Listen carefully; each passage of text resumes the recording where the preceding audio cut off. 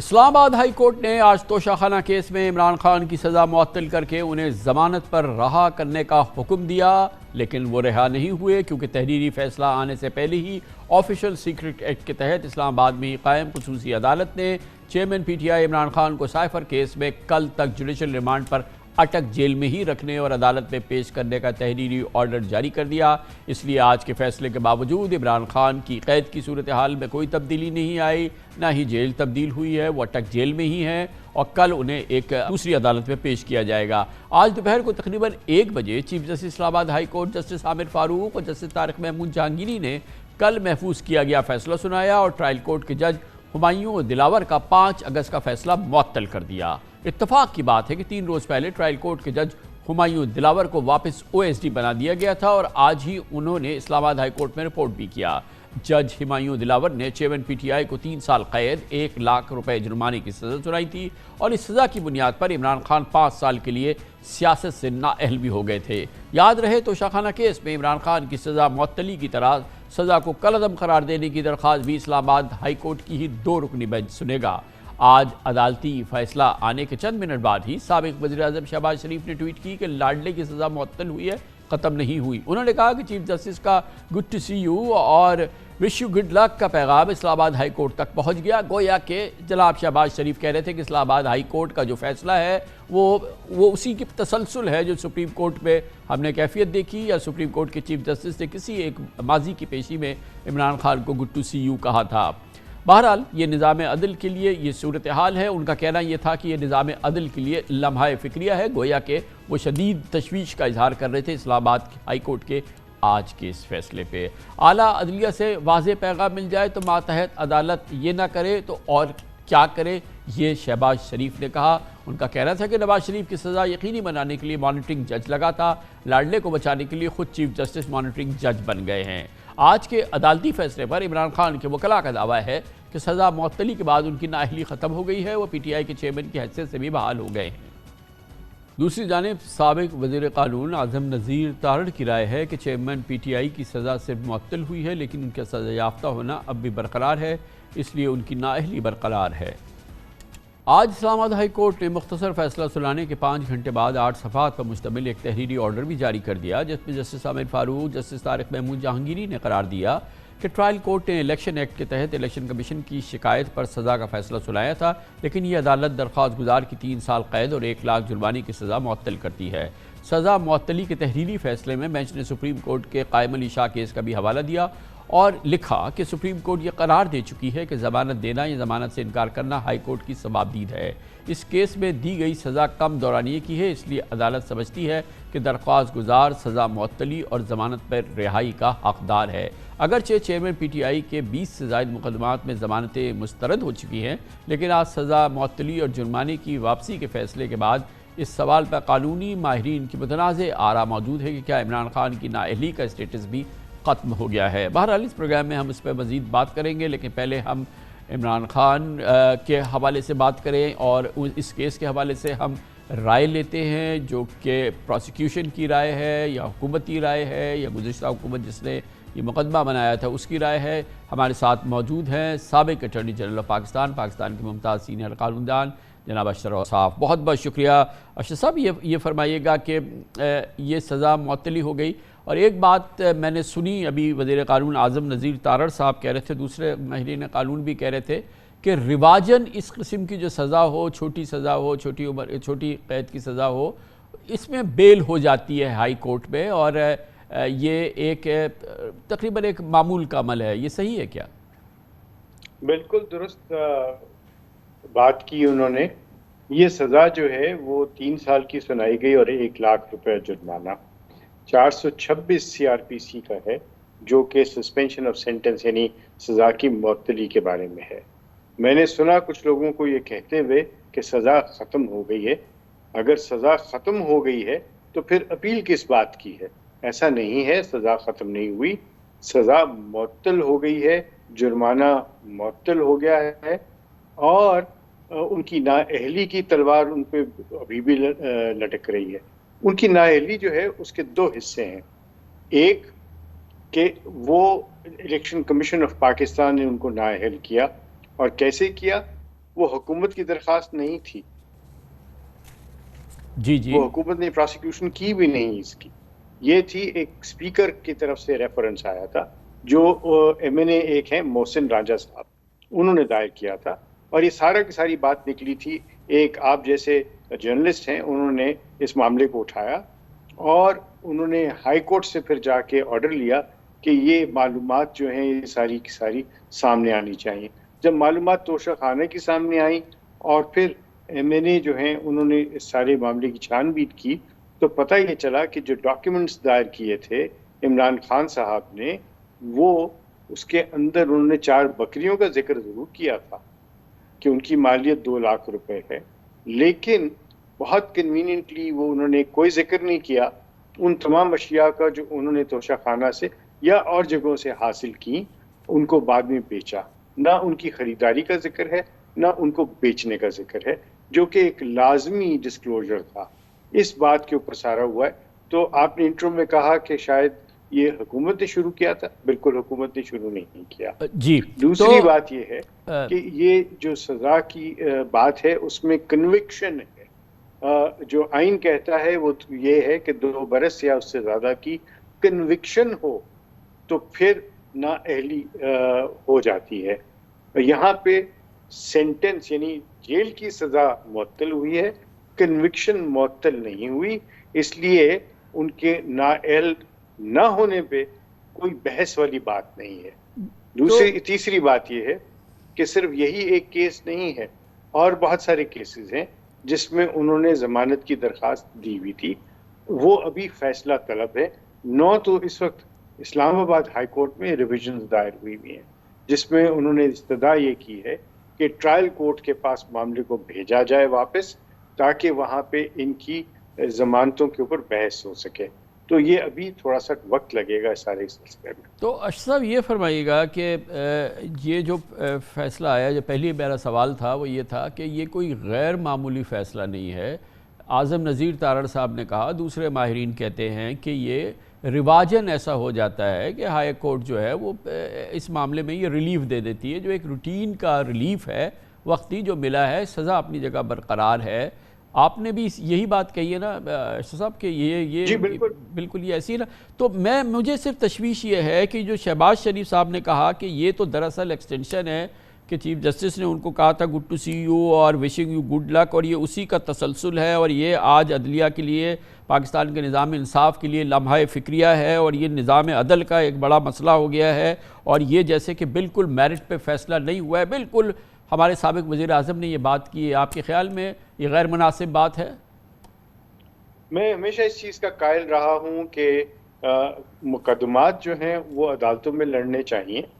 عدالتوں کے باہر ہم سب لیگل ایکسپرٹس بیٹھے ہوئے ہوتے ہیں جو مقدمہ تو نہیں لڑتے، نہ اس میں ہم سائل ہوتے ہیں، نہ کمپلیننٹ ہوتے ہیں، نہ ہی جج ہوتے ہیں، لیکن ہم ججمنٹ بھی پاس کرتے ہیں، ہم کامنٹس بھی دیتے ہیں۔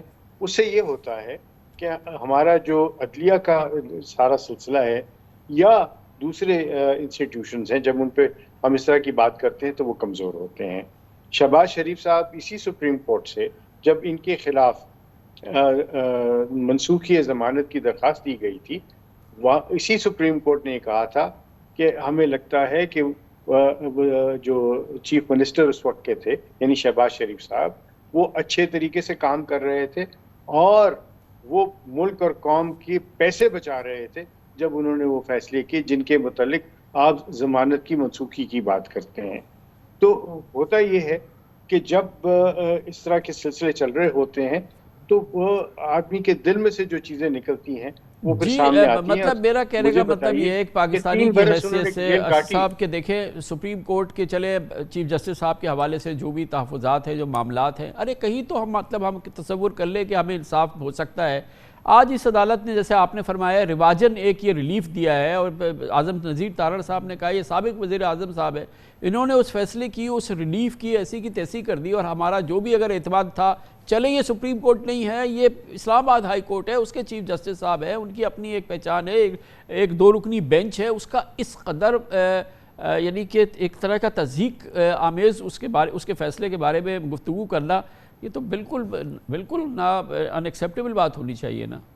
دیکھیے یہ آپ دیکھیں گے کہ تحریک انصاف کے آفیشیل ہینڈل سے ان کے خلاف ایک مہم چلائی گئی چیف جسٹس صاحب کے، اور میں سمجھتا ہوں کہ انہوں نے کمال تحمل کا مظاہرہ کیا، بہت بردبرداری کا مظاہرہ کیا۔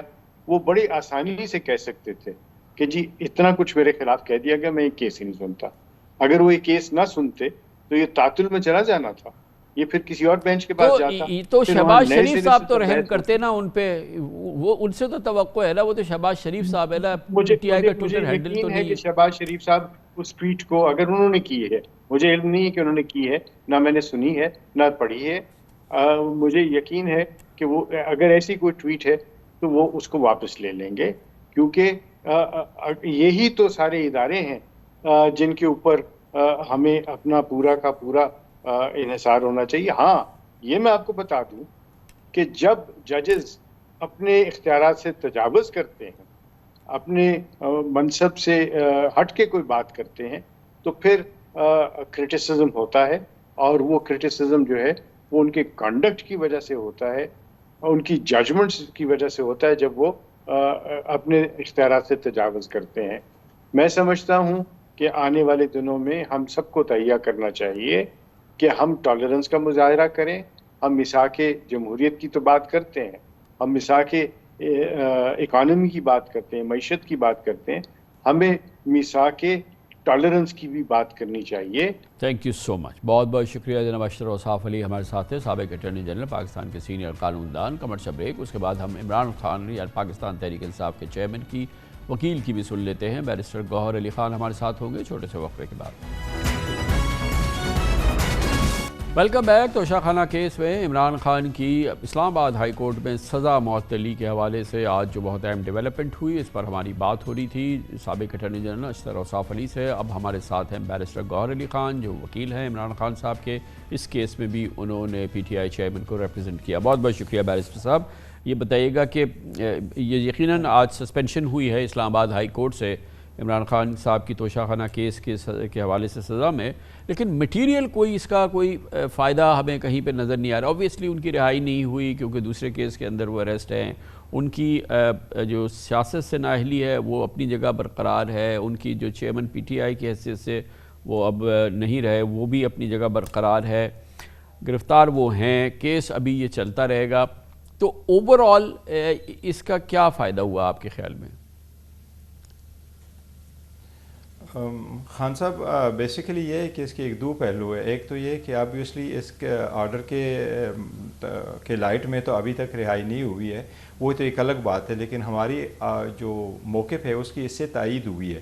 ہم تھرو آؤٹ یہ کہتے رہے ہیں کہ جس طریقے سے چارج فریم کیا گیا تھا، جس طریقے سے ٹرائل چلایا گیا تھا، جس طریقے سے دوران سماعت جو ہمیں کوشچنز کی اجازت نہیں دی گئی تھی، ہمیں ڈاکومنٹس نہیں پرووائڈ کیے گئے تھے، پروسیڈنگز ابھی سی پی نہیں دیے گئے تھے، ہمیں حق دفاع کا رائٹ نہیں دیا گیا تھا، پھر ہمارے آرگومنٹس کو بھی نوٹ نہیں کیا گیا تھا، اور جو سپریم کورٹ اور ہائی کورٹ نے نیچے اپلیکیشن ریمانڈ کی تھی جو اختیار سماعت سے تھی اور جو بڑی امپورٹنٹ تھی، ان کو بھی نہیں دیکھا گیا تھا۔ اور تھرو آؤٹ ہم یہ کہتے رہے کہ یہ ججمنٹ سسٹینیبل نہیں ہے، اور قانون یہی کہتا ہے کہ اگر ججمنٹ سسٹینیبل نہیں ہو تو وہ سسپینڈ ہونے چاہیے۔ اب جب کہ ججمنٹ سسپینڈ ہو گئی ہے تو اس کا ایک ضرور فائدہ ہے، ہمیں ہماری جو موقف ہے اس کی ایک تائید ہوئی ہے، لیکن جو آرڈر دوسرا ہوا ہے سائپر والے کیس میں، that is very unfortunate. Khan صاحب وہ آج تک اس آرڈر کا ہمیں بھی نہیں پتہ تھا، نہ اس آرڈر جو آپ نے دیکھا ہوگا وہ آرڈر نہیں ہے، بیسیکلی ایک لیٹر ہے، ایک سمن ہے جو کورٹ نے بھیجا ہے کہ خان صاحب آپ کے پاس 30 تک ہوں گے، لیکن اس پہ ڈیٹ کوئی نہیں ہے۔ نہیں کورٹ نے آج اگر یہ آرڈر کیا ہے تو آج کی ڈیٹ میں یہ لکھنا چاہیے تھا کہ ہی should be produce tomorrow, instead of tomorrow یہ آرڈر یہی کہتا ہے کہ it should be produce on the 30th، جو کہ ویری ان یوزول ہے۔ دوسری بات یہ کہ اگر ایک ملزم آپ کے عدالت میں لایا نہیں گیا تو اس کی کسٹڈی کیسے دی گئی؟ تو بیرسٹر صاحب یہ بتائیے گا کہ اس پورے معاملے میں یہ کیس کا نیکسٹ سٹیپ کیا ہے؟ یہ اب یہ تو ہوگی سسپینشن، لیکن جو آپ کی اپیل ہے اگینسٹ دا ٹرائل اور جو ان کی جو سزا ہے اور جو ان کے خلاف جو لوور کورٹ نے جو فیصلہ دیا تھا، وہ اب کیس چلے گا یہاں اسلام آباد ہائی کورٹ میں چلے گا پراپر؟ کامران خان صاحب ایک طریقہ کار ہے اسلام آباد ہائی کورٹ کے، وہ یہی ہے کہ کرمنل کیسز میں اپیلیں اپنے ٹائم پہ لیا کرتی ہے کورٹ، اور اس کی جو اپیل ہے وہ اپیل ابھی پینڈنگ ہے، اس کا اپنا ٹائم پہ ٹیک اپ ہوگا۔ ہماری کوشش ہوگی کہ اس کی جلد سے جلد ہیئرنگ ہو اور اس ٹرائل کی منطقی انجام تک پہنچایا جائے۔ آبویسلی وہ ایک اپیل ہے، اپیل میں ہیئرنگ میں تھوڑا سا ٹائم لگے گا، لیکن وہ جب اپیل فکس ہوگی ہیئرنگ کے لیے، اس میں دونوں پارٹی کو سنا جائے گا اور پھر فیصلہ ہوگا کہ ججمنٹ کو سسٹین رکھا جائے یا اس کو سیٹ اسائڈ کیا جائے۔ ہمیں امید ہے جس طریقے سے یہ ٹرائل چلا ہے اس میں ہمیں امید ہے انشاءاللہ تعالیٰ کہ اگر اپیل کو بھی سنا جائے تو ہماری ونڈیکیشن ہوگی اور خان صاحب انشاءاللہ بری ہوں گے اس سے۔ گویا کہ اب نیکسٹ اسٹرگل جو ہے عمران خان صاحب کی اس معاملے میں، کیونکہ یہ سزا ہے اور ابھی صرف وہ سسپینشن ہوئی ہے، کنوکشن ان کی ہے، یہ تمام چیزیں ہیں، یہ اب ایک دوسری عدالتی اسٹرگل ہے جو ابھی آپ لوگ شروع کریں گے، اور obviously it will take some time۔ یس خان صاحب یہ ایسا ہی ہے، اور یہی ہمارے جوڈیشل سسٹم کی ایک ہے کہ پہلے سٹیج پہ آپ کی اپلیکیشن آ جاتی ہے اور عدالت سرسری سے دیکھتی ہے کہ اگر ججمنٹ سسٹینیبل نہیں ہے تو اس کو سسپینڈ کر کے اکیوزڈ جو کنویکٹ ہے اس کو رہا کیا جاتا ہے، اور بعد میں جب اپیل پہ فیصلہ ہو جاتا ہے دونوں فریقین کو سنا جاتا ہے، پھر فائنل فیصلہ ہو جاتا ہے کہ کیا ایویڈنس کے مطابق جو چارج فریم ہوا ہے وہ ایویڈنس اتنا آیا تھا کہ اس پہ کنوکٹ کیا جائے یا نہیں۔ تو یہی ہمارا طریقہ کار رہا ہے سارے کرمنل کیسز میں، کیونکہ عدالت دیکھتی ہے کہ لبرٹی آف پرسن جو امپورٹنٹ ہے، اس لیے جب تک اپیل نہ سنا جائے تو یہ ضروری ہے کہ اس کو رہا کیا جائے۔ تو فی الحال وہ پہلا سٹیج گزرا ہے، آپ کی بات ٹھیک ہے کہ ابھی سیکنڈ سٹیج ہونا ہے۔ اچھا، اسی عدالت میں کم از کم اس عدالت کی منشا تو یہ ہے کہ عمران خان صاحب کی رہائی ہو، وہ چھوٹ جائیں، لیکن ظاہر ممکن نہیں ہوا۔ یہ سائفر کیس جس کا ابھی آپ نے تھوڑا سا بیک گراؤنڈ دیا، اس کی وجہ سے اب وہ اریسٹ ہیں۔ اگر مثال کے طور پہ اب کیا نیکسٹ اسٹرگل کیا ہوگی آپ کی، یا نیکسٹ آپ کی موو کیا ہے؟ آپ کی پہلی تو آئی بلیو کہ پرائرٹی یہ ہے کہ ان کو رہا کرایا جائے، اب اس کے لیے کتنے ابھی رکاوٹیں ہیں آپ کے سامنے؟ رکاوٹیں ہیں خان صاحب، اور ہم کوشش کر رہے ہیں اس کے جلد سے جلد دور ختم کرنے کے لیے، کیونکہ 150 کیسز تھے جس میں خان صاحب تقریباً کم و بیش 300 سے زیادہ مرتبہ عدالتوں میں پیش ہو گئے تھے، اور وہ سارے کیسز بشمول موجودہ کیس کے وہ یا تو بیل پر تھے یا کسی نہ کسی عدالت میں انہوں نے اس کا اپنے حق کے بارے اپنے رائٹ کی پروٹیکشن کے لیے رجوع کیا تھا۔ تو ایسے کیسز کے بارے میں سپریم کورٹ کی ججمنٹس یہی ہے، قانون یہی ہے کہ اگر کوئی ملزم ہو وہ عدالتوں میں پیش ہو رہا ہو اور اعلیٰ پسڈن اس کو کسی ایک کیس میں گرفتار کیا جائے یا اس کو سزا دی جائے، تو اس کا مقصد یہ ہرگز نہیں ہے کہ اس کے سارے کیسز میں گرفتار کیا جائے۔ یہی اپلیکیشن ہم نے سپریم کورٹ میں بھی لگائی ہے اور ہائی کورٹ میں بھی لگائی ہے کہ اس کی پروٹیکشن کرتے ہوئے ہمیں پروٹیکٹیو بیل دی جائے، تاکہ مزید کیسز جو اس وقت پینڈنگ ہے اس میں مزید گرفتاریاں نہ ہو سکے۔ اگر ایسی منشا ہو عدالت کی کہ آپ ہر کیس میں گرفتار کروائے بندوں کو، تو پھر تو یہ تو لامتناہی سلسلہ شروع ہو جائے گا، ہر کیس میں آپ کو رکھا جائے گا، نیب کے کیسز میں رکھا جائے گا، پھر 150 کیسز ہے تو ہر دوسرے دن جس طرح 9 مئی پہ 38 FIR ہوئی ہے، جو اس کے سارے کیسز جس میں خان صاحب کو مطلوب تھے وہ 7 تھی، اور 7 کے ساتھ میں خان صاحب کی بیلیں ہو چکی تھی، تو اس لیے پری اریسٹ بیلیں ایڈن ٹرم ہوئی تھی۔ تو ہمیں امید ہے کہ ان عدالتوں سے وہ ریلیف لے لیں انشاءاللہ تعالیٰ۔ تو آپ کو ایک عدالت سے الگ الگ ریلیف لینا ہے، یا یہ کہ کوئی بلینکٹ آپ کو ریلیف مل سکتا ہے، یا کوئی اس کی نظیر موجود ہے کہ بلینکٹ ریلیف دیا ہو کبھی عدالت نے؟ کیونکہ اتنے سارے کیسز ہیں، کیا اس کی کوئی نظیر ہے؟ بالکل ہے کامران خان صاحب، ایسی نظیریں موجود ہے۔ اگر آپ ایک ہی وقوعے پہ کئی سارے FIR ہوں تو آپ کو ذہن میں ہوگا پہلے نجی ٹی وی کے خلاف ایسے قسم کے کیسز ہوئے تھے اور 100 سے زیادہ کیسز ہوئے تھے۔ اس نجی ٹی وی کا مالک عدالت جا چکا تھا، انہوں نے کہا تھا کہ جی کتنے کیسز میں اپنے آپ کو ڈیفینڈ اور پروٹیکٹ کروں گا، مجھے پروٹیکشن دی جائے۔ تو عدالت نے بھی ان کو پروٹیکشن دی تھی ہائی کورٹ میں، اور جب میٹر سپریم کورٹ میں آیا تو سپریم کورٹ نے بھی ان کو پروٹیکشن دے دی تھی۔ جہاں تک فری اریسٹ اور اریسٹوں کے کیس کا تعلق ہے تو اس میں بھی سپریم کورٹ کی ججمنٹس موجود ہے۔ ہماری اسی لیے استدعاء سپریم کورٹ سے جو کیس لگا ہوا تھا اور اس توشخانہ سے ریلیٹڈ ہم نے اس کی کنوکشن سے پہلے فائل کر دیا تھا، اس میں ہم نے ایک اپلیکیشن فائل کر دی ہے، اور سپریم کورٹ کی ججمنٹ یہی ہے کہ اگر میرے ساتھ سپریم کورٹ کے سامنے کوئی پٹیشن فائل ہو چکی ہو تو جو سبسیکوینٹ ڈیولپمنٹ اگر ہو جائے جس سے کسی اکیوز کے رائٹس افیکٹ ہو رہے ہوں، تو آپ کورٹ کے سامنے ان سبسیکوینٹ ڈیولپمنٹ کو رکھ کے سپریم کورٹ کسی بھی انصاف کی خاطر کوئی بھی آرڈر پاس کر سکتی ہے۔ تو ایک بلینکٹ آرڈر ہمیں مل سکتا ہے انشاءاللہ، امید ہے کل پرسوں تک سپریم کورٹ میں ہمارے کیس کی سنوائی ہو جائے۔ Thank you very much. Barrister Gohar Ali Khan صاحب ہمارے ساتھ موجود تھے، پاکستان تحریک انصاف کے بانی، چیئرمین کے وکیل ہیں، اس کے ان تمام کیسز میں ریپرزینٹ کر رہے ہیں۔ عمران خان صاحب کو. کمرشل بریک اس دوران نیوز ہیڈ لائنز دیکھیں، جس کے بعد ہم اپنے پروگرام کے باقی حصے کے ساتھ واپس آئیں گے.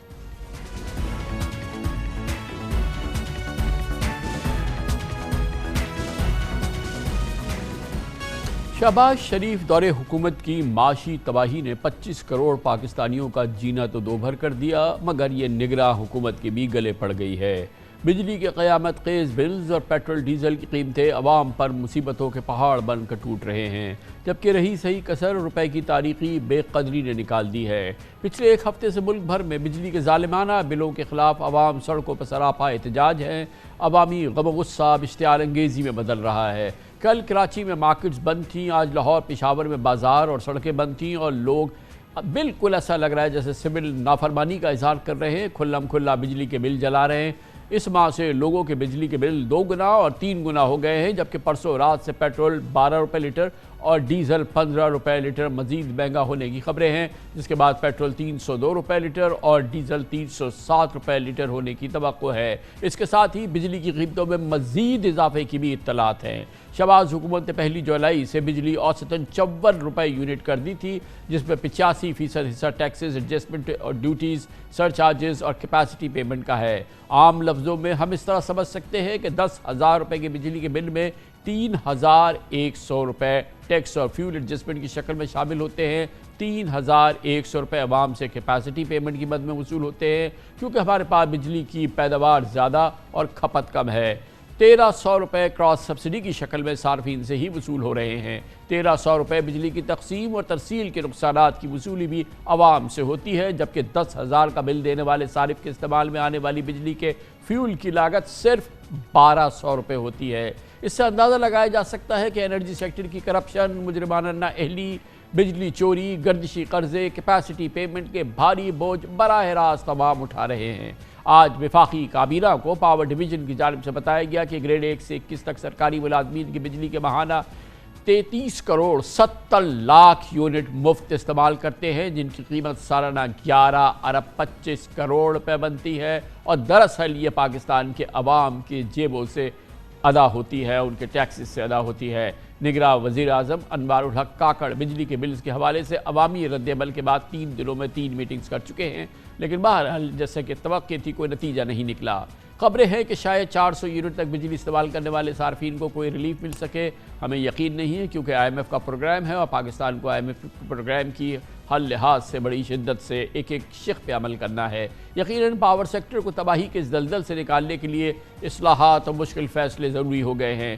پچھلے ہفتے ایک امید افزا خبر آئی تھی جب IMF پروگرام کے اہداف کے مطابق نگراں وزیر اعظم نے اور نگراں حکومت نے ڈسکوز یعنی بجلی کی تقسیم کار کمپنیز کو صوبوں کے حوالے کرنے کا فیصلہ کیا تھا، جس کے بعد بجلی کی فروخت، تقسیم اور یکساں ٹیرف کا موجودہ نظام ختم ہونا ہے، جبکہ بجلی کی قیمت کا تعین کرنے اور بجلی سبسڈی دینے یا نہ دینے کی ذمہ داری صوبوں کو منتقل ہو جائے گی. اگر ایسا ہو جاتا ہے تو یقیناً ایک صحیح سمت میں ایک بہت عمدہ قدم ہوگا.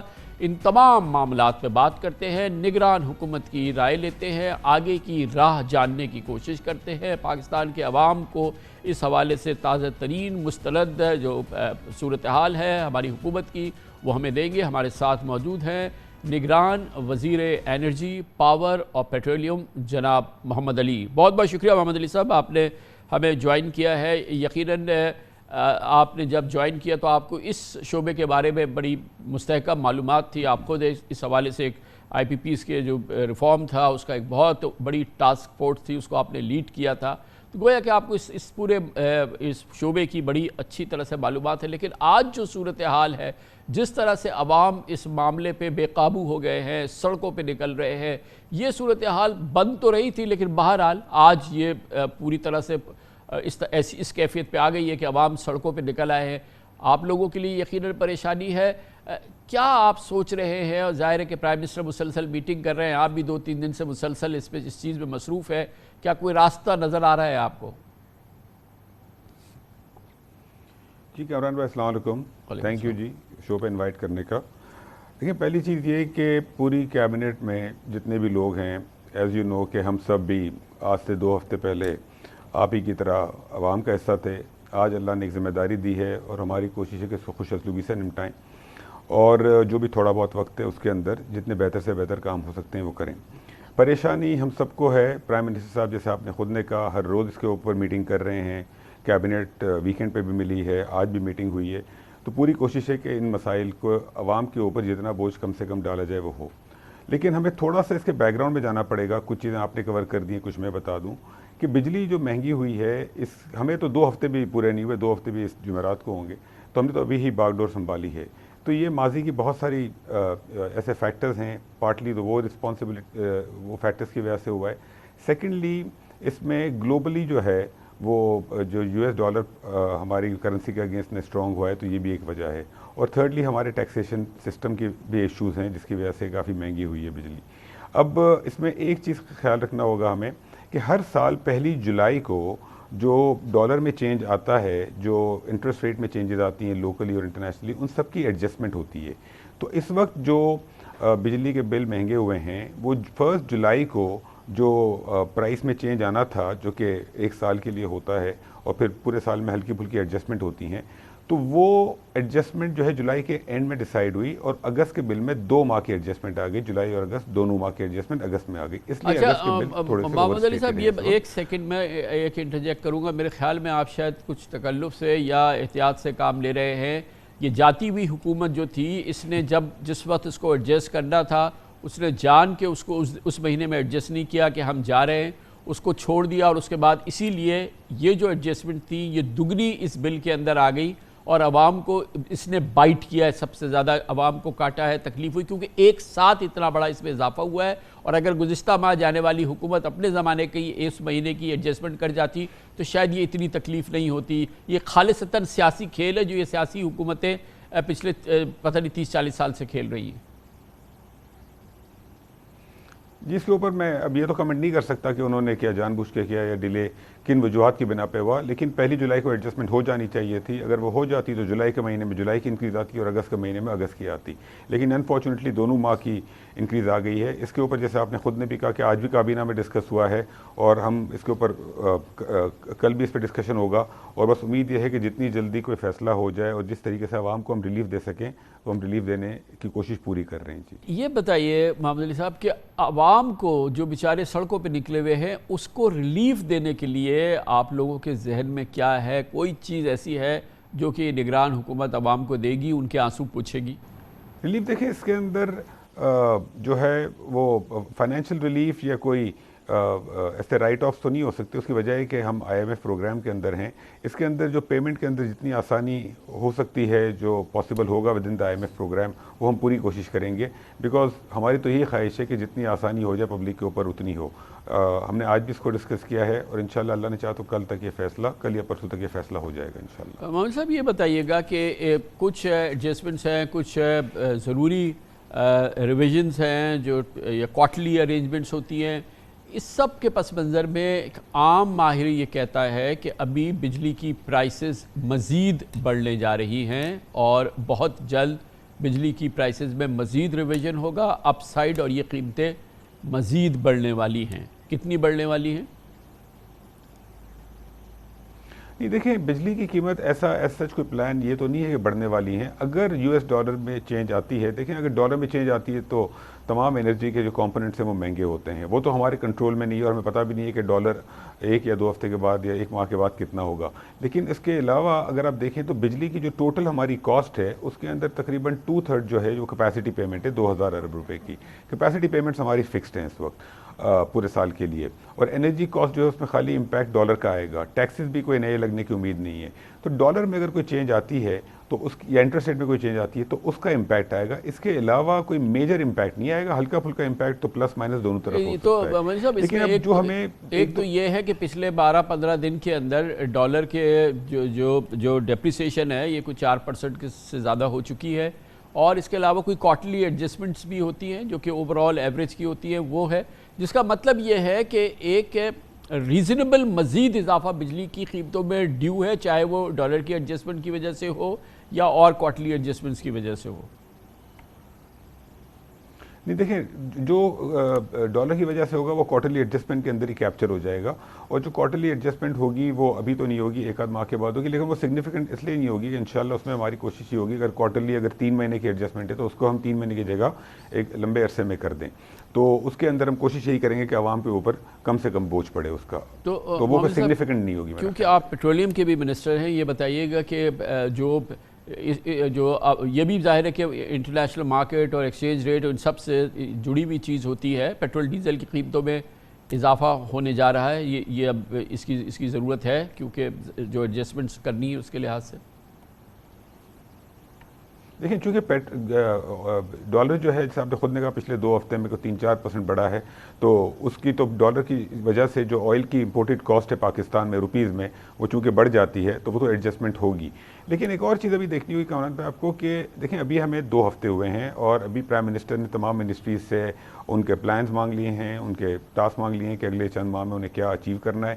اب ہماری جو کوشش ہے اگلے چند ماہ کے لیے وہ کوشش ہے کہ انرجی سیکٹر چاہے پاور ہو چاہے گیس ہو اس میں چینجز کرنی ہے. اب تھوڑا سا اگر اس کو ہم دیکھیں, اس وقت ہمارا جو ہر سال کا پاور سیکٹر میں جو لاسز ہوتے ہیں تو ان لاسز کی بہت ساری وجوہات ہیں. کچھ تو بجلی کی چوری ہے, پلس کچھ لوگ بل نہیں دیتے ہیں. سیکنڈلی جو ہم نے ماضی میں اتنا سارا ڈیٹ ایکومولیٹ کیا ہوا ہے, اس وقت بجلی کے سیکٹر کے اوپر 2500 ارب کا ڈیٹ پاسٹ کا ایکومولیٹڈ ہے. اب 2500 ارب بینکنگ سیکٹر سے یا کمپنی سے بورو کیا ہوا ہے, اس کے اوپر سود دینا پڑتا ہے. آج کی تاریخ میں سود جو ہے وہ تقریباً 400-500 بلین روپے بن جاتا ہے. تو یہ ایک ڈیٹ جو کھڑا ہوا ہے, ایک پیمنٹ آبلیگیشن جو کھڑی ہوئی ہے, اس کے اوپر ہمیں جو پیمنٹ کرنی پڑتی ہے تقریباً ٹیرف کے اندر 3-4 روپے کا امپیکٹ تو اس کا ہو جاتا ہے. سیکنڈلی ہمارے ملک میں جو ٹیکسز کی سچویشن ہے, because tax to G D پی لو ہے تو انرجی سیکٹر کے اوپر ٹیکسز بھی کافی ہیں, تو اس کا امپیکٹ بن جاتا ہے 7-8 روپے کا, جیسے آپ نے خود نے بھی کہا تھا. تو ہم اب کوشش یہ کر رہے ہیں کہ جو کیپیسٹی پیمنٹ ہو اس کو ہم کسی طریقے سے کم کریں, اور اس کی ایک طریقہ یہ ہے کہ جو ڈیٹ بورو کیا ہوا ہے آئی پی پیز کے اوپر, اس کا ٹینڈر اگر بڑھایا جائے گا تاکہ جو ریونیو آتا ہے 20 یا 25 سال میں اس سے ہم میچ کریں پیمنٹ آبلیگیشن کو. بیکاز اگر 10 سال کا ہم نے ڈیٹ لیا ہوا ہے, 25 سال پروجیکٹ لائف ہے, تو اٹس اے مس میچ. تو ہم وہ کوشش کریں کہ اس کی وجہ سے ہم اگر کیپیسٹی پیمنٹ کم کریں تو ایک تو وہ آسانی ہو جائے گی. سیکنڈلی جو اسٹاک جمع ہوا ہے 2500 ارب کا, اس کا بھی کوئی نہ کوئی حل تو نکالنا ہے, بیکاز یہ ایسے ہی تو کھڑا نہیں رہ سکتا ہے, پیمنٹ کرنی ہے ایک نہ ایک دن. دس از $8 بلین. تو وی ورکنگ آن دیٹ کہ اس کا کوئی کریٹو سولوشن نکالیں کس طریقے سے کہ اس پیمنٹ سے, انٹرسٹ پیمنٹ سے پاور سیکٹر جو ہے نا اس کو نجات ملے. تو اس کے اوپر بھی کام ہو رہا ہے. تھرڈلی جو اسٹرکچرل چینجز ہیں کہ انڈیجینیس ریسورسز ہمیں استعمال کرنی ہوں گی. دیکھیں ایک جو اچھی چیز ہمارے لیے ہوئی ہے کہ آج سے کوئی 10 سال پہلے ہمارے انرجی کاسٹ میں فیول کمپوننٹ جو تھا, انرجی کمپوننٹ وہ تقریباً 60-65% تھا. آج وہ کم ہو گیا بیکاز ہمارے پاس ہائیڈل ریسورسز کے علاوہ تھر کول ہے, نیوکلیر پلانٹ لگ گئے ہیں, تو ہم اب اس کی طرف بھی کافی پش ہے ہمارا. اور گیس کی جو منسٹری ہے ہماری پیٹرولیم کی, اس کا بڑا امپورٹنٹ رول ہے اس کے اندر. ہم آلریڈی کام کر رہے ہیں جو چھوٹی چھوٹی گیس فیلڈز ہیں ان کے اندر جو گیس فائنڈز ہیں ان کو سسٹم میں لا رہے ہیں. سیکنڈلی جو ٹائٹ گیس پالیسی ہے اس کے اوپر ہم کام کر رہے ہیں. جو نان پروڈیوسنگ بہت سارے فیلڈز ہیں اس سے گیس اس لیے نہیں نکل رہی ہے ملک میں کہ ان کی پرائسنگ جو ہے وہ فیزیبل نہیں ہے, ہم اس کے اوپر کام کر رہے ہیں. اس کے علاوہ جو پرائسنگ ڈسٹورشنز ہیں ہمارے ملک کے اندر, گیس کے سیکٹر میں بہت پرائسنگ ڈسٹورشنز ہیں. ہم LNG امپورٹ کرتے ہیں $12 کے حساب سے, $12.5 جو تقریباً 4000 روپے کی پڑتی ہے, اور ہم کچھ انڈسٹریز کو ملک میں جو گیس بیچ رہے ہیں وہ 1100 روپے کے حساب سے بیچ رہے ہیں. اب آپ بتائیں کہ 4000 روپے کی LNG آ رہی ہے, 1100 روپے کے حساب سے انڈسٹری کو بک رہی ہے, تو انڈسٹریلسٹ تو پیسے بنا رہے ہیں پاکستان میں, لیکن سرکار نقصان کر رہی ہے. جب سرکار نقصان کرتی ہے تو عوام کے اوپر بوجھ پڑتا ہے. تو یہ تمام پرائس ڈسٹورشنز کو بھی صحیح کرنا ہے. ہم نے جو ایک پیٹرولیم منسٹری میں جو ایک پالیسی بنائی ہے کہ اگلے چند ہفتوں کے اندر, چند ماہ کے اندر انشاءاللہ ہمیں جو پلان بنانا ہے اور چیزیں چینج کرنی ہے, اس میں ہمارے ملک میں گیس جو ہے پورا سیکٹر وہ افورڈیبل ہو, گیس ایکسیسیبل ہو, سسٹینیبلٹی ہو اس پورے سیکٹر کی, اور پرائس ڈسٹورشنز ختم کرنی ہے اس کے اوپر. تو محمد صاحب ایک چیز امپورٹنٹ یہ ہے کہ ایک تو خود آپ کی اپنی ایک نالج ہے, بیک گراؤنڈ ہے اس پورے سیکٹر کو سمجھتے ہیں, پھر آپ نے ایک اتنا بڑا کام کیا تھا اس پورے سیکٹر کے اندر. آپ کو ایک بڑا ایڈوانٹیج یہ ہے کہ آپ کے پاس کوئی پولیٹیکل کمپلشنز نہیں ہیں, آپ کو کانسٹیٹوئنسی نہیں ہے, آپ کو ووٹ لینے نہیں جانا آپ کی حکومت کو. آپ لوگ سخت فیصلے کر سکتے ہیں. جو اسٹرکچرل ریفارمز جو پچھلی 4 بار حکومتیں آئی ہیں نون لیگ کی اور پیپلز پارٹی, انہوں نے جو کیا ہے وہ آج ہمارے سامنے ہے. یہ 60 روپے یونٹ کی بجلی, تو آپ لوگوں کے پاس یہ بوجھ نہیں ہے. آپ کے پاس ایک سپورٹ ہے, ایک SIFC ہے, ایک اوور آل جو ہے جو سیکیورٹی ادارے ہیں وہ آپ کے ساتھ بالکل کھڑے ہیں. تو یہ جو مشکل چیزیں ہیں جو کہ بالکل انتہائی کلیدی چیزیں ہیں, وہ تو کرنے میں کوئی بہت لمبا عرصہ کرنے میں ضرورت نہیں ہے. جو 4-5 چیزیں ہیں اس کا کچھ روڈ میپ بن رہا ہے. یہ بتائیے 3-4 دن سے کیبنٹ میں میٹنگ ہو رہی ہے خاص طور پہ بجلی کے حوالے سے, اور آپ خود کیا اس کو کوئی روڈ میپ بنا رہے ہیں یا بن گیا ہے یا بننے والا ہے جس میں کہ جس کو آپ تیزی سے رول آؤٹ کریں اور اگلے 4-6 مہینے میں رزلٹ دیں جو آپ کے پاس ہے؟ جی انشاءاللہ کامران بھائی بہت جلدی رزلٹ آپ کو نظر آئے گا. ابھی تو 2 ہفتے بھی نہیں ہوئے جیسے میں نے کہا, 2 مہینے ہو جائیں گے 17 اکتوبر کو. 17 اکتوبر کی ڈیٹ ہم سیٹ کر لیتے ہیں. انشاءاللہ میں آپ کے پروگرام میں آ جاؤں گا اور انشاءاللہ آپ دیکھیں گے ان 2 ماہ کے اندر کیا کام ہوتا ہے انشاءاللہ. پہلی بات. دوسری بات جو آپ کہہ رہے ہیں کہ روڈ میپ, دیکھیں ایک بہت اچھی چیز ہے کہ ہمارے پاس منسٹریز میں اکراس دا بورڈ بہت اچھی ریسورسز ہیں, کام سارا ہوا ہے.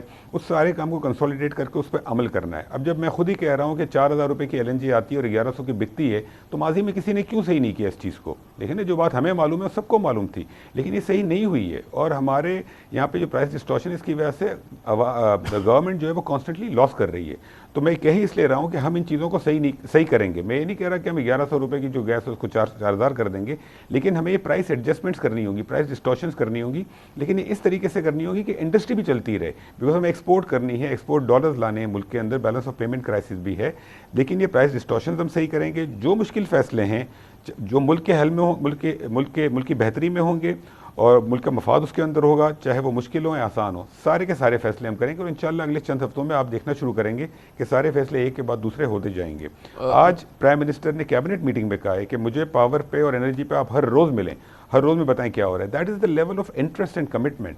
تو it's been 10 days and you have seen already کتنا کام ہو رہا ہے. اور ہم آلریڈی ایکسپلوریشن کے اوپر کام کر رہے ہیں. SIFC کے پلیٹ فارم کے اندر ہم باہر سے انویسٹمنٹ لانے کے اوپر کام ہو رہا ہے, ریفائنری کے اوپر آلریڈی کام ہو رہا ہے. تو دیر از اے لاٹ گوئنگ آن. تو انشاءاللہ تعالیٰ چیزیں بہتر ہوں گی. لیکن ایک چیز اس میں بتاؤں, یہ گورنمنٹ چاہے کسی کی بھی ہو, ہماری ہو کسی اور کی ہو, گورنمنٹ اکیلی یہ سارے کام نہیں کر سکتی ہے. اس میں عوام کا بہت امپورٹنٹ رول ہے. ماضی کے اندر ڈفرینٹ گورنمنٹس نے کوشش کی ہے کہ دکانیں فار ایگزامپل ایک سرٹن ٹائم پہ بند ہو جائیں. کامران میں پوری دنیا میں دکانیں عام دنوں میں 6, 7, 8 بجے ایک سرٹن ٹائم پہ بند ہو جاتی ہیں. اگر ہم رات کو 11, 12 بجے دکانیں کھلی رکھیں گے تو بجلی ہماری استعمال ہو رہی ہے, ACs چل رہے ہیں. اب ایک طرف تو دکانیں 11, 12 بجے تو کھلی ہوئی ہیں, ACs چل رہے ہیں, پھر ہم کہتے ہیں کہ بجلی کا بل کم آئے, بجلی کی کاسٹ کم ہو, یہ پاسبل نہیں ہے. میں آپ کے پروگرام کے توسط سے تمام تاجر برادریاں جو ہیں, پورے ملک کی تاجر برادریوں کو یہ دعوت دیتا ہوں کہ وہ ہمارے ساتھ آئیں. میں اپنے آفس سے کہوں گا ان سے میٹنگ سیٹ کریں, ان کے ساتھ ہم بیٹھیں گے. ان سب چیزوں کے سسٹم بنانے پڑیں گے. صبح جتنے بجے دکانیں کھولنی ہے کھولیں, جتنے بجے بزنس کھولنے کھولیں. ایک بزنس 9 بجے کھلتا ہے, 12 بجے کھلتا ہے. ہمارے ملک کی پروڈکٹیوٹی بھی کم ہو رہی ہے. میں تاجر برادری کے ساتھ انشاءاللہ مل کے ہم اس کا حل نکالیں گے. ایک سرٹن ٹائم ہونا چاہیے. ہمیں انرجی کنزرویشن کرنی ہے, ہمیں بجلی بچانی ہے, بجلی کم سے کم استعمال کرنی ہے. اس وقت ملک کے حالات جو ہیں اس میں ہم سب کو مل کر یہ کام کرنا ہے. مگر ہم نہیں کر رہے ہیں. اس میں یہ ہے کہ ملکوں نے کیا ہے نا, ابھی ہمارے ساتھ ہے سری لنکا, وہاں پہ یہی ہماری جیسی صورتحال تھی, افسوس سے کہنا پڑتا ہے. وہاں پر بھی یہی مسئلے تھے, انہوں نے لوڈ شیڈنگ کی. اگر وہ لوگ نہیں بند کرتے تو وہ لوڈ کو بند کر دیتے ہیں اور اس طرح سے بچت کرتے ہیں. اور اگر قوم کی یہ ضرورت ہے کہ بجلی بچانی ہے اور لوگ نہیں تیار ہیں تو بند کر دیں اس کو. کامران بھائی میں آپ کو آج کی ایگزامپل دیتا ہوں, میں نام نہیں لے سکتا. ہمارے کیبنٹ ممبر تھے, انہوں نے کہا کیبنٹ میٹنگ میں کہ بھائی ہمیں بجلی خود کو بچانی ہے اور شروعات ہم سے کرنی ہے. اور انہوں نے کہا کہ میں اپنے آفس میں ACs نہیں کھولتا, میں پنکھے کے اندر بیٹھا ہوں. یہ ایک کیبنٹ ممبر نے آج کہا ہے میٹنگ میں. تو سر دس از, تو ہم بھی قربانی دے رہے ہیں نا. ان کو جب سنا تو ہم باقی کے سارے بھی جو ہے کیئرفل ہوں گے اور ہو رہے ہیں. تو عوام کو ہم سب کو مل کے کرنا ہے یہ چیز, اور انشاءاللہ اس کے اوپر ہم سب مل کے کریں گے. اور چند روز میں بزنس مینوں سے ملوں گا. میں کراچی آ رہا ہوں اگلے ہفتے, لاہور جا رہا ہوں, وہاں چیمبر سے ملوں گا اور اس کا مل جل کے حل نکالیں گے. جتنی چیزیں ہیں ہم اسٹیک ہولڈر کنسلٹیشن کریں گے, لوگوں کو بلائیں گے, ان سے ملیں گے, اور انشاءاللہ we will find good solution and very very soon. کچھ چیزوں پہ کام شروع ہو جائے گا, کچھ چیزیں تھوڑا ٹائم لیں گے. آپ اور آپ کے وزیر اعظم اپنا AC بند نہ کریں, آپ اپنا AC کھول دیں. آپ لوگ اپنے پلیز آپ AC کھولیں, کوئی پرابلم نہیں ہے. لیکن یہ جو ہم کو 40 کروڑ یونٹ سرکاری اہلکاروں کو فری دے رہے ہیں, اس کو بند کرا دیجئے, یا ان سے بولیں کہ چلو یار کچھ دینا شروع کرو. یہ اب فری نہیں ہو سکتا. آپ لوگ چلائیں اپنا AC, آپ بھی چلائیں, پرائم منسٹر بھی اپنا AC چلائیں, مجھے اس کا کوئی پرابلم نہیں ہے. لیکن خدا کے لیے یہ 40 کروڑ یونٹ 54-60 روپے کا ایک یونٹ یہ آپ فری دے رہے ہیں یار, خدا کے لیے محمد علی بھائی اس کو تو بند کرائیں نا پلیز. اچھا کامران بھائی دیکھیں, آج ہم نے کیبنٹ میں ڈسکس کیا ہے, یہ 40 کروڑ نہیں ہے, نمبر کم ہے اس سے, لیکن جو ہے یہ پالیسی 1974 کی پالیسی ہے. 1974 سے یہ سسٹم چل رہا ہے.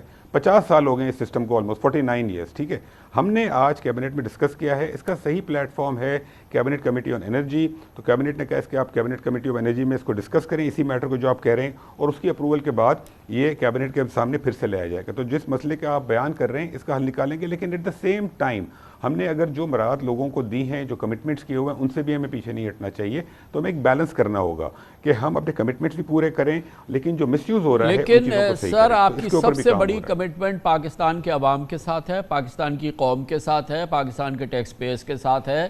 دیکھیں پاکستان کے عوام سے آپ اور کیا لیں گے؟ یعنی کہ جو سیلریڈ کلاس ہے وہ پاکستان کی سب سے زیادہ پسی ہوئی عوام ہے, جس کو آپ کو جب بھی آپ کو یہ tax to G D P جو 8.5% ہے, اس میں ذرا سی جان ڈالنی ہو تو اس پہ ڈالتے ہیں. یہ مڈل کلاس لوگوں پہ آپ اپنی تمام اس طرح کی صورتحال کو استعمال کرتے ہیں. تنخواہیں بڑھتی ہیں تو سب سے پہلے سرکاری ملازمین کی 30% تنخواہ بڑھ گئی. ایک عام پاکستانی کی کیا 30% تنخواہ بڑھی؟ کیا ایک مزدور کی 30% تنخواہ بڑھی؟ اب یہ جو 30 کروڑ یونٹس فری دے رہے ہیں, اس میں ریشنل ہونا چاہیے, اس میں بات ہونی چاہیے, اس میں یہ ہونی چاہیے. یہ 15 ارب یہ 20 ارب روپے کی بجلی فری میں دے رہا ہوں, یہ تو کوئی بات ہی نہیں ہوئی نا. اور عوام کو آپ 60 روپے فی یونٹ عوام ہی پے کر رہی ہے نا اس کو. یہ جتنی ان ایفیشنسیز ہیں, یہ جتنی ہم عیاشیاں فراہم کر رہے ہیں, یا جتنی ہم ویسٹڈ انٹرسٹ کو فیڈ کر رہے ہیں, اس کی قیمت آج عوام, یہی تو ساری پالیسی ہے. آپ نے کہا 74 سے دے رہے ہیں, تو 74 سے دے رہے تھے تو آج 2023 کے اندر ہم 60 روپے کا یونٹ ہو گئے اور عوام بیچارے سڑکوں پہ دیوانہ وار نکل آئے ہیں. آپ نے بالکل صحیح کہا کمران بھائی. دیکھیں میں بالکل یہ نہیں کہہ رہا کہ ہمیں نہیں کرنا چاہیے, میں آپ سے خالی یہ بیان کر رہا ہوں کہ اگر ہم نے لوگوں کو ان کے کمپنسیشن پیکیج کے اندر اگر بجلی کے یونٹ ان کی سیلری کا, ان کے کمپنسیشن کا پارٹ ہیں, تو اس کو مانیٹائز کرنے کے لیے یا اس کو حل نکالنے کے لیے تھوڑی سی مشاورت تو کرنی ہوگی. ہم کوئی ایسی چیز تو نہیں کرنا چاہتے کہ جو لوگ جن کو بینیفٹس ملیں وہ بھی افیکٹ ہو جائیں. لیکن ہیونگ سیڈ دس, آج چونکہ ڈسکس ہوا ہے تو اس کا حل نکالنے کی طرف ہم آلریڈی گامزن ہیں, اور انشاءاللہ چند روز میں حل ہو جائے گا. جو 74 سے آج تک نہیں ہوا, میں آپ کو یہ کہہ رہا ہوں کہ انشاءاللہ چند روز میں اس کا حل نکل آئے گا. آلریڈی اس کے اوپر کام ہونا شروع ہو گیا ہے. بہت اچھی بات ہوگی. یہ بتائیے, ایک اچھی چیز کی ہے, ڈیفینیٹلی اچھی چیز کی ہے نگران حکومت نے, اور 14 دن کے اندر کیا کہ جی ڈسکوز کی پرائیویٹائزیشن جو میں اس پروگرام میں پچھلے 30 سال سے ڈسکس کر رہا ہوں, اس پر ایک سالڈ چیز ہوئی ہے, اور اس کو پروونسز کے حوالے بات کرنے کی بات ہو گئی ہے, اور شاید اس سلسلے میں فردر کچھ ہوئی. اس کو تھوڑا سا ہمیں آپ بریف کریں, کیونکہ یہ اچھی بات ہے. یعنی کہ نگران حکومت آئی ہے اور اس نے یہ بڑی کرٹیکل ایک ڈیولپمنٹ ہے وہ کی ہے, اس کے بارے میں بتائیں, اس کو آپریشنلائز کروائیں جلدی سے, کب تک ہوگا؟ دیکھیں کمران بھائی, یہ ایک فیکٹ ہے کہ یہ پاسبل نہیں ہے کہ اسلام آباد میں بیٹھ کر ہم پورے پاکستان کے ڈسکورس چلائیں. یہ ماڈل فیل ہو چکا ہے, دنیا میں ہر جگہ فیل ہو چکا ہے, اور اس کو ہمیں یا تو پروونسز کو دینا ہوگا, یا پھر اس کو ہمیں جو ہے وہ جو پرائیویٹائز کرنا ہوگا, پرائیویٹ سیکٹر کے ہاتھ میں دینا ہوگا. تو یہ دونوں آپشنز اس وقت اوپن ہیں. ابھی میں اس پروگرام سے پہلے فائنانس منسٹری میں تھا, وہاں ہماری میٹنگ ہو رہی تھی کہ پرائیویٹائز کرنا ہے, پروونسز کرنا ہے. ہماری منسٹری آلریڈی دونوں آپشنز کے اوپر کام کر رہی ہے. ہم نے پنجاب گورنمنٹ سے آلریڈی بات چیت شروع کر دی ہے, ہم باقی پروونسز سے بات کریں گے. تو اس کا حل یا تو پروونسز کو دینا ہے یا پرائیویٹ سیکٹر کو دینا ہے, اسی فارم میں دینا ہے, چھوٹے یونٹس کر کے دینا ہے, اس کے اوپر کام ہو رہا ہے. سیکنڈلی, اس وقت ہمارے پاس جو بجلی ہے وہ بجلی ہے زیادہ, اور اس کی سپلائی کم ہوتی ہے بیکاز ہمارے ٹرانسمیشن کنسٹرینٹس ہیں. ہم آلریڈی اس پالیسی پہ کام کر رہے ہیں کہ بائیلیٹرل بجلی بیچنا الاؤ کر دیں جو پاور کمپنیز ہیں, تاکہ ہماری بجلی زیادہ بکے اور کیپیسٹی پیمنٹس کم ہو. اس کے اوپر بھی کام ہو رہا ہے. تھرڈلی, جو ملٹی بائر مارکیٹ ہے اس کے اوپر بھی کام ہو رہا ہے. جی, تو یہ سنگل بائر کی مارکیٹ سے ظاہر ہے یہ کام نہیں ہو سکتا. اور اس حوالے سے اب کیا آپ کو لگتا ہے کہ کیونکہ آئی ایم ایف پروگرام ہے, اور اس کے ساتھ ساتھ ہم آئی ایم ایف پروگرام ہے, اور پھر یہ کوئی ریلیف تو آپ دے نہیں سکتے, مگر چلیں جو اسٹرکچرل مسائل ہیں, اب یہ سرکولر ڈیٹ والا معاملہ ہے, اس پر کیا انیشل تھاٹس ہیں آپ کی؟ دیکھیں سرکولر ڈیٹ والا, دیکھیں آئی ایم ایف پروگرام کے اندر ہم آئی ایم ایف کی پروگرام کی کوئی وائلیشن نہیں کریں گے. یہ بڑا ایک کلیئر فیصلہ ہے.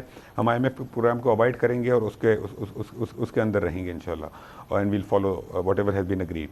Secondly, सर्कुलर डेट का मसला देखिए दो हैं, स्टॉक है और फ्लो है। मैंने आपको बताया स्टॉक का जो है जो 2500 अरब है और जो गैस का सर्कुलर डेट है, इसका हल हमें बैंकिंग सेक्टर, जो गैस सेक्टर, जो पावर सेक्टर, उसके साथ मिलकर हल निकालना होगा। इसका हल ये है कि कोई लॉन्ग टर्म ऐसा इंस्ट्रूमेंट इशू हो जिसके अंदर इसको जो है पावर सेक्टर के ऊपर से इसको हटाया जाए, ताकि इसकी सालाना जो हम इतना सूद देते हैं वो सूद ना दें। लेकिन ये सिर्फ हम ये नहीं कर सकते कि हमने सर्कुलर डेट स्टॉक ख़त्म कर दिया, इसके साथ साथ रिफॉर्म्स भी करनी होंगी। बिकॉज ये नहीं हो सकता कि सर्कुलर डेट ख़त्म हुआ स्टॉक और फ्लो बढ़ता जा रहा है, हर साल लॉस होता जा रहा है, ये पॉसिबल नहीं है। तो हम स्टॉक को भी इंशाल्लाह इसका हल करेंगे और जो फ्लो है उसको हम डेट टेनर को इंशाल्लाह एक्सटेंड करने के ऊपर काम कर रहे हैं। बाकी हम जो प्राइवेटाइजेशन के ऊपर काम कर रहे हैं, बाकी सब्सिडीज जो दी जा रही हैं उसके ऊपर काम कर रहे हैं। तो इंशाल्लाह अल्लाह ने चाहा तो इसमें बेहतरी होगी। ओवरनाइट सारे मसले हल नहीं हो जाएंगे, लेकिन एज लॉन्ग एज के हमारे डायरेक्शन सही हो जाए और बेहतरी आना शुरू हो जाए तो आप खुद देखेंगे कि चेंजेस आना शुरू हो जाएंगे इंशाल्लाह। मगर भाई इसमें सबसे बड़ी बात यह है कि जो कीमत जो सबसे ज़्यादा पाकिस्तान इस वक्त परेशान है वो तो बिजली और पेट्रोलियम प्राइसेस की वजह से, और उसकी बुनियादी वजह जो है वो एक्सचेंज रेट का मसला है, और जो कि हमारा एक फ्री फॉल के अंदर आ रहा है। आप इन चीज़ों को माशाल्लाह बहुत अच्छी तरह समझते हैं, कैपिटल मार्केट के आप बहुत एक्सपीरियंस शख्सियत हैं, SNCP के चेयरमैन रह चुके हैं। ये जो एक्सचेंज रेट जो हमारा इस वक्त एक फ्री फॉल की कैफियत के अंदर आ रहा है, आज भी कैबिनेट मिलती है, 3 दिन से मिल रही है, आप लोग इस बात पे भी डिस्कस कर रहे हैं कि इसको कैसे संभाला जाए। ये तो एक बिल्कुल ऐसा लग रहा है कि फ्री फॉल वाली कैफियत है। देखिए 15 रुपये निकल गए आपके 15 दिन में। इसके ऊपर आई थिंक फाइनेंस मिनिस्ट्री जो है ना, they will be more equipped to comment on that. वो इसके ऊपर काम कर रहे हैं और आई थिंक कि वो इसको ऊपर बेहतर पोजीशन में होंगे कमेंट करने के लिए। नहीं, मैं तो सिर्फ ये एज ए कैबिनेट मेंबर मैं जानना चाह रहा हूँ कि आपकी कैबिनेट में कितना कंसर्न है इस हवाले से। बहुत ज़्यादा कंसर्न है, बिकॉज देखें ना फॉरेन US डॉलर रेट की वजह से ही एनर्जी प्राइस जो है वो महंगी हो रही है। इवन इन्फ्लेशन के अंदर US डॉलर का बहुत बड़ा हाथ है, तो कंसर्न लेवल तो बहुत ज़्यादा है। प्राइम मिनिस्टर साहब इसके अंदर फाइनेंस मिनिस्टर साहिबा के साथ इसको ऑलरेडी डिस्कस कर रहे हैं ऑन अ डेली बेसिस। काफ़ी कंसर्न है इसके ऊपर। थैंक यू सो मच, बहुत बहुत शुक्रिया जनाब मोहम्मद अली, निगरान वज़ीर एनर्जी, पावर और पेट्रोलियम हमारे साथ है। इस वक्त की सूरत हाल में जो कैफियत होनी चाहिए निगरान वज़ीरों की, क्योंकि अभी 2 हफ्ते भी नहीं हुए हैं, मगर किस तरह से इसको जो इनकी सोच है, इन लोगों का जो भी तसव्वुर है कि किस तरह से इसको हैंडल करना है, वो आपने सुना। आगे का भी एक मंजरनामा जो था या रोड मैप जो था, जो कि अभी बन रहा है, वो आपके सामने था। कमर्शियल ब्रेक, उसके बाद जिक्र करेंगे सियासी जमातों का। तो एक ही मकसद है कि जल्द अज जल्द बस इलेक्शन हो जाए, और इलेक्शन होने के लिए चाहे जो भी इस वक्त की सूरत हाल है उसमें प्रेशर बढ़ाया जाए, और इसमें पॉलिसी तब्दीली भी हम देख रहे हैं। पाकिस्तान पीपल्स पार्टी अब इसरार कर रही है कि 90 रोज़ के अंदर इलेक्शन हर सूरत में होने चाहिए, नवंबर में इलेक्शन हो जाने चाहिए। ये बात JUI भी कह रही है। पाकिस्तान मुस्लिम लीग नून बहरहाल कायम है कि इलेक्शन में इल्तवा होना चाहिए और डिलिमिटेशन वगैरह का काम इत्मीनान से हो जाए, और फिर होते रहेंगे इलेक्शन। पाकिस्तान पीपल्स पार्टी ने आज 90 रोज़ में इलेक्शन की बात एक बार फिर की है। इलेक्शन कमीशन ऑफ पाकिस्तान के साथ एक मुलाकात में, इस मुलाकात में PPP के वफ्द हमारे के एक मेंबर हमारे साथ होंगे, छोटे से वक्फे के साथ। मुल्क में असेंबलीज तहलील हुए 3 हफ्ते अब होने को हैं, मगर कब इंतखाबात होंगे ये बिल्कुल पता नहीं है, बल्कि इसमें इबाम बढ़ रहा है। आइन के मुताबिक वक्त से पहले असेंबलीज तहलील होने की सूरत में इलेक्शन कमीशन 90 रोज़ में इंतखाबात कराने का पाबंद है, मगर कुछ मामला उलझ गया है, क्योंकि हुकूमत की रुखसती से 4 रोज़ कबल तमाम इत्तेहादी जमातों ने मुत्तफ़क़ा तौर पर मुश्तरका मफादात काउंसिल के इजलास में इंतखाबात नई मरदमशुमारी की बुनियाद पर कराने पर इत्तफाक़ किया था, और इसी वक्त एक तरह से इलेक्शन मौक़र होने की तस्दीक हो गई थी, क्योंकि ये अमल ही ऐसा था। मरदमशुमारी नताइज की मंजूरी से आइनी तौर पर हल्का बंदियाँ लाजिम हो गई थी। इसी बुनियाद पर इलेक्शन कमीशन ने नई हल्का बंदियों का शेड्यूल भी जारी कर दिया था, जिसके मुताबिक हतमी नताइज 14 दिसंबर को होने हैं। पिछले हफ्ते से इलेक्शन कमीशन ने इंतखाबात के इनेकाद से मुतालिक सियासी जमातों से मुलाकातों का सिलसिला शुरू किया, और आज पीपल्स पार्टी के वफ़द ने chief election commissioner Sikandar Sultan Raja से मुलाकात भी की। वक्त में पीपल्स पार्टी की सीनियर लीडरशिप मौजूद थी, और ख़ास तौर पे इस मौजू पे पीपल्स पार्टी ने इंतखाबात की तारीख से मुताल्लिक इलेक्शन कमीशन के सामने अपना मौक़िफ़ पेश किया, और वाज़ेह तौर पे कहा कि पाकिस्तान पीपल्स पार्टी समझती है कि इलेक्शन बहरहाल वक्त पे होने चाहिए, और 90 दिन के अंदर इलेक्शन कराना आइनी पाबंदी है, इसमें किसी किस्म का इल्तवा नहीं होना चाहिए। पीपल्स पार्टी ने 2 टोक बात में अंदाज में आज इलेक्शन कमीशन को ये बात कही।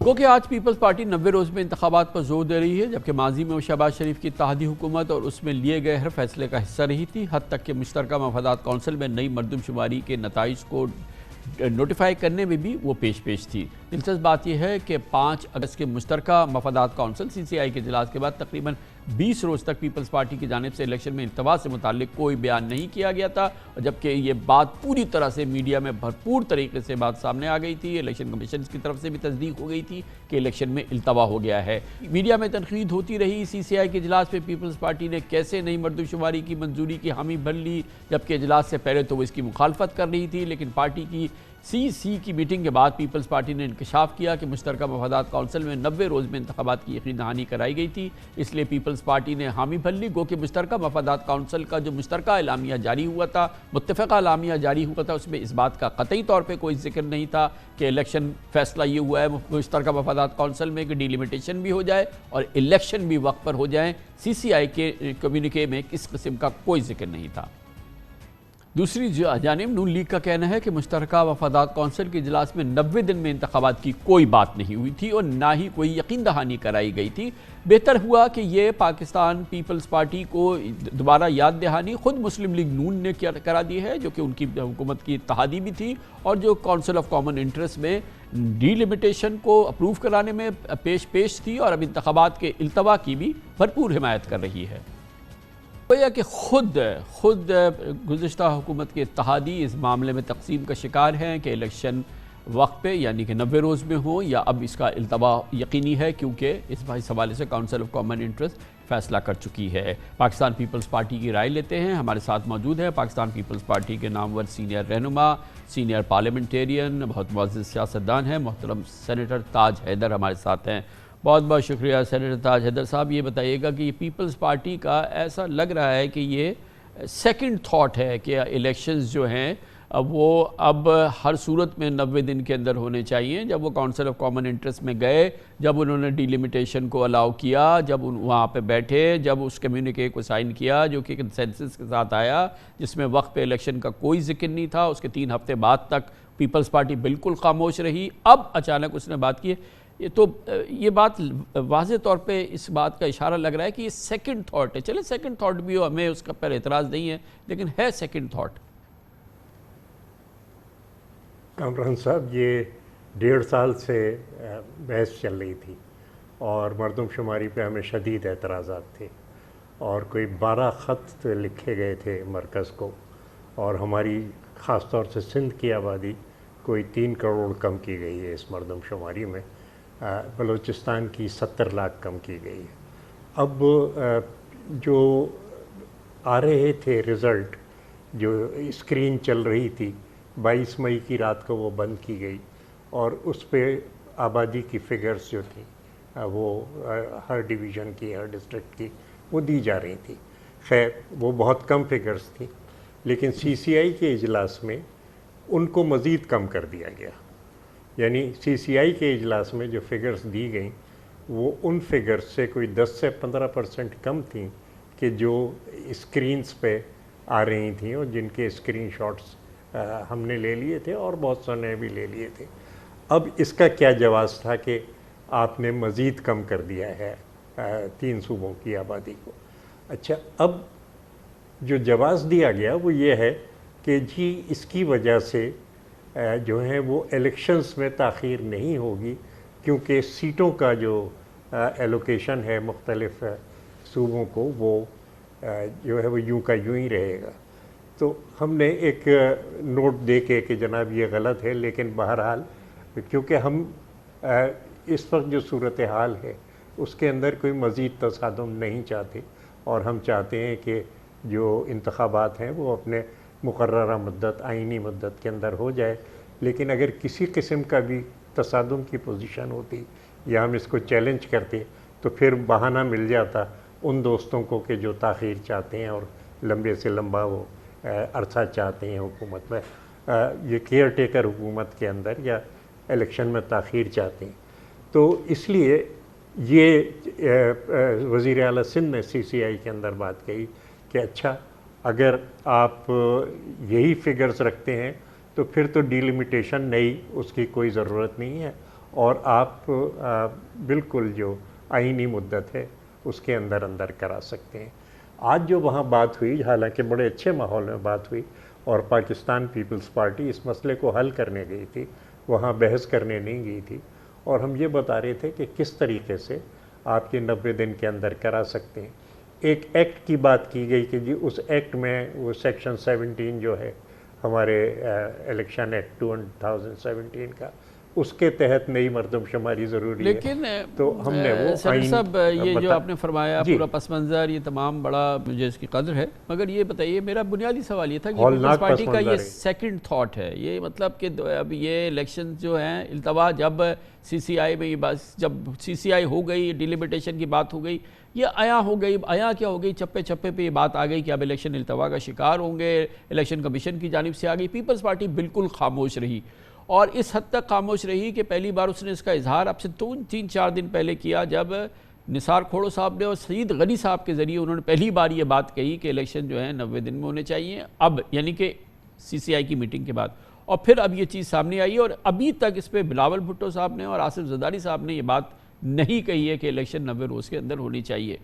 پیپلز پارٹی کا ابہام جی نہیں، اور میرے خیال سے second اگر thought آپ دیکھیں گے تو جی پلیز نہیں، اخبارات میں ان کے بیان چھپتے رہیں کہ آئینی مدت کے اندر یہ ہونی چاہیے، میرے بھی بیان تھے، کچھ اخباروں نے چھاپے، کچھ نے نہیں چھاپے، کہ اور پارٹیوں کی کہ نہیں آئینی مدت کے اندر، اور اسی مسئلے پہ ہم نے سینٹرل ایگزیکٹو کمیٹی بلائی تھی اپنی، اور سینٹرل ایگزیکٹو کمیٹی کے اندر اس پر تفصیلی بات ہوئی کہ اس سلسلے میں کیا کیا جائے، اور سینٹرل ایگزیکٹو کمیٹی نے یہی کہا کہ اپنا موقف جو ہے وہ ہم الیکشن کمیشن کو، پہلے ہمیں 24 تاریخ کو بلایا گیا تھا، لیکن ہم نے یہ رکھا کہ پہلے ہماری سینٹرل ایگزیکٹو کمیٹی کی، کیونکہ فیصلے اجتماعی ہوتے ہیں، اور اس پہ غور کر کے پھر ہم آج گئے، اور ہم نے انہیں یہ بتایا کہ آئین میں کوئی چیز ایسی نہیں ہے کہ جو اس چیز کو لازمی بنائے کہ سینسس کے بعد جو ہے وہ ڈیلیمیٹیشن نئے سرے سے ہو۔ ایک ایکٹ ہے، اور اس میں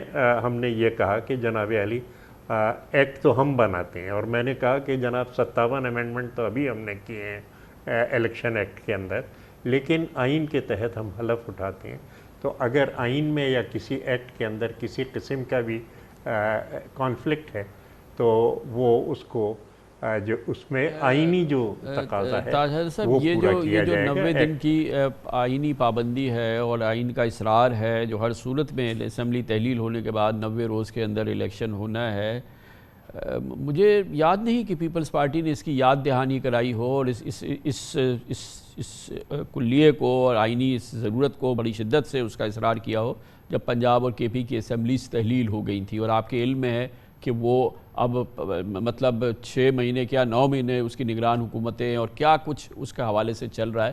پیپلز پارٹی نے کبھی اس کا برا نہیں منایا اور نہ ہی اس کی آئینی ضرورت کا احساس کیا۔ جی بالکل بالکل، آپ یہ بات کہہ رہے ہیں کہ ہاں وہ تاخیر اس کے اندر ہوئی ہے، لیکن اس کے پیچھے ایک پس منظر ہے۔ جو اسمبلیاں ہیں وہ 5 سال کی مدت کے لیے الیکٹ ہوتی ہیں، تو ایک ایسے شخص کو کہ جو اسمبلی کا ممبر بھی نہیں ہے، اس کو یہ اختیار دیا گیا تھا کہ اس کے کہنے پہ زبردستی اسمبلیوں کو ختم کر دیا جائے۔ یہ ایک نئی صورتحال تھی، اور پھر اس کا تقاضا یہ تھا کہ جناب اب آپ جو ہے وہ قومی اسمبلی کے بھی انتخابات کرائیں اور باقی صوبائی اسمبلیاں بھی توڑی جائیں۔ ہم کیوں سندھ کی اسمبلی توڑیں، ہم کیوں بلوچستان کی اسمبلی توڑیں، جو کہ ایک متحد، یعنی ساری عمر ہماری یہ جد و جہد رہی کہ اسمبلیاں اپنی مدت پوری کریں۔ اب ایک شخص آ کے کہتا ہے، بالکل جیسے ڈکٹیٹر آ کے کہتے تھے کہ اب آپ اپنی اسمبلیاں توڑیں، تو پھر اس کے اندر جو تمام چیزیں تھیں اور یہ سلسلہ جو تھا یہ بحث بھی ہوتی رہی، سب چیزیں ہوتی رہی، ہمارا اس کے اندر کوئی حصہ نہیں تھا کہ، اور بلکہ میں آپ سے عرض کروں کہ ایک بڑی پازیٹیو کام ہم نے کیا تھا کہ ہم نے مذاکرات کو ارینج کیا، پی ٹی آئی سے ہم نے مذاکرات ارینج کیے اور مذاکرات بالکل فائنل ہو گئے، اور میں بتا رہا ہوں آپ کو کہ یہ ایشورنس دی گئی تھی کہ جو بھی یہ مذاکرات ہوں گے اس میں جو بھی فیصلہ ہوگا اس میں عمران خان نہیں بدلیں گے اس فیصلے کو۔ عمران خان نے وہ فیصلے بدلے، اگر وہ مذاکرات کے اندر رکھنے نہ ڈالتے محترم عمران خان صاحب تو نہ یہ 9 مئی کا حادثہ ہوتا اور نہ یہ صورتحال۔ یقیناً بڑی نوازش سینیٹر تاج حیدر صاحب، پاکستان کے ممتاز سینئر سیاستدان ہمارے ساتھ ہیں، پاکستان پیپلز پارٹی کے بہت دینینہ اور بہت ہی ویٹرن لیڈر ہیں۔ اس کے ساتھ ہی ہمارے آج کے پروگرام کا اختتام ہوتا ہے. کل آپ سے پھر ملاقات ہوگی انشاءاللہ. کل تک کے لیے کامران خان کو اجازت. اللہ حافظ و ناصر.